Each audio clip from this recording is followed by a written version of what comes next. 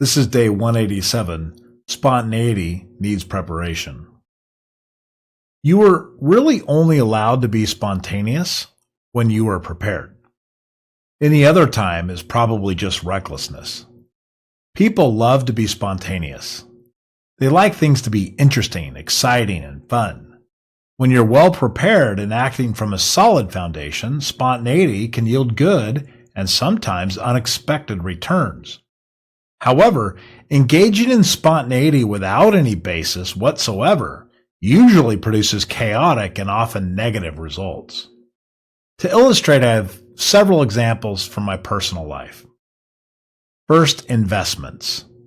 When you engage in investments, a strategic and well thought through investment thesis is always advisable. People who are consistent and dedicated to a specific strategy usually see the best results. Even when things are down, they stick to their plan, and eventually they win out, assuming that the plan was solid from the beginning. Reading Warren Buffett's own recollection on his early progress, it wasn't necessarily his ability to see into the future that made the difference. Rather, it was a clear and sensible strategy that he followed for a long period of time.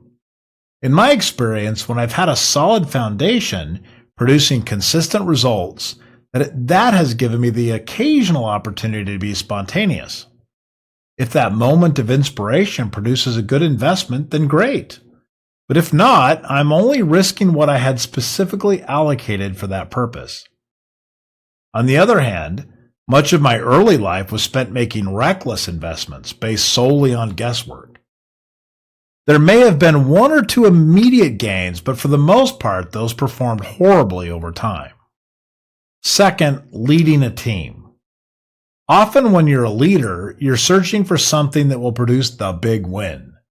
It's natural to think that the great leaders are the ones who come up with the great ideas. Reality is often the opposite. Good leaders understand and recognize a sound strategy, and then they just follow it. They ensure everyone else understands it too. By being consistent and adhering to a strong strategy, the entire team has something to fall back on when things get tough. Not everything is going to be awesome all the time, so you need a dependable plan that delivers consistently and becomes the default when other ideas fall short. With that solid foundation in place, you can afford to take a few chances, to pursue opportunities that arise unexpectedly. Some won't work out, but some will. And those are the ones that may hit big. When you take a calculated risk from a place of stability, your team sees you as visionary. But if you chase things all the time with no foundation, people will see you as a distraction and a source of unnecessary turmoil. Third, backpacking. When you're in the wilderness for an extended period of time, especially with a large group, you cannot be randomly spontaneous without risking severe and sometimes life-threatening consequences. If you were to wake up one morning and decide to take a group on a week-long expedition into the desert with no plan, no adequate preparation, and no directional guidance, then you're in for some serious problems. Now, if you've carefully planned a hike, accounted for the necessary logistics, and established a base camp, then deciding to do a spontaneous day hike, that's a different story altogether. One form of spontaneity can get people killed, the other can create memories that will last a lifetime. All three of these examples illustrate that spontaneity can be rewarding if it's done at the right time and from a solid foundation. Spontaneity is never a strategy. It is certainly not a plan. You cannot simply, quote-unquote, be spontaneous and expect to achieve anything meaningful.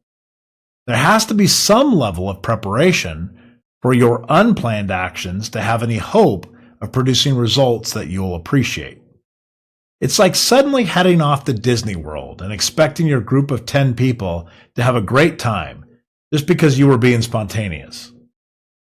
Now, if you planned the trip in advance and once there, decided to shift gears and explore an exhibit that you didn't know about, that could become a memorable moment for everyone to enjoy. The point is this: Spontaneity can bring joy to your life and to those around you.